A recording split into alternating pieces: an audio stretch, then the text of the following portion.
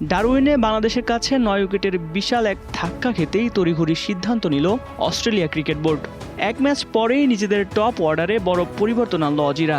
খারাপ পারফরমেন্সের কারণে দল থেকে এক প্রকার ছেঁটে ফেলা হয়েছে ওপেনার জ্যাক ওয়েদারাল্ডকে।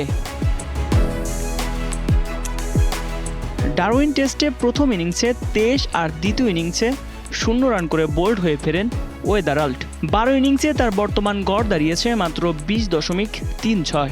নিজের ব্যাটিং টেকনিকে কিছুটা পরিবর্তন আনলেও ডারউইনের উইকেটে নিজের উইকেট ধরে রাখতে ব্যর্থ হন এই বাঁহাতি।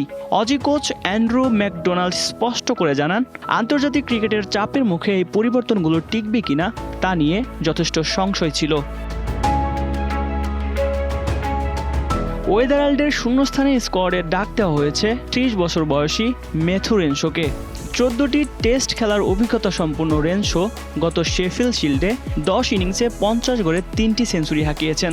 ম্যাকেতে পরবর্তী টেস্টে ট্রাভিস হেডের সাথে তাকেই দেখা যাওয়ার সম্ভাবনা সবচেয়ে বেশি।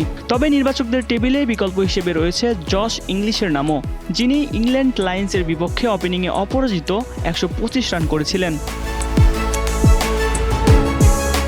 ওপেনিংয়ের পাশাপাশি অজিদের আসল মাথা ব্যথার কারণ এখন মার্নাস লাবুশেন।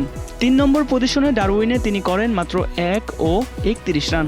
দীর্ঘ 3 বছর ধরে কোনো আন্তর্জাতিক সেঞ্চুরি নেই লাবুশেনের ব্যাটে। শেষ 42 ইনিংসে তার গড় মাত্র 25.23। যদিও দ্বিতীয় ইনিংসে তার ব্যাটিং অ্যাপ্রোচ নিয়ে আশা দেখছেন অজি কোচ, তবুও 3 নম্বর পজিশন এখন অনেকটাই ঝুঁকিতে।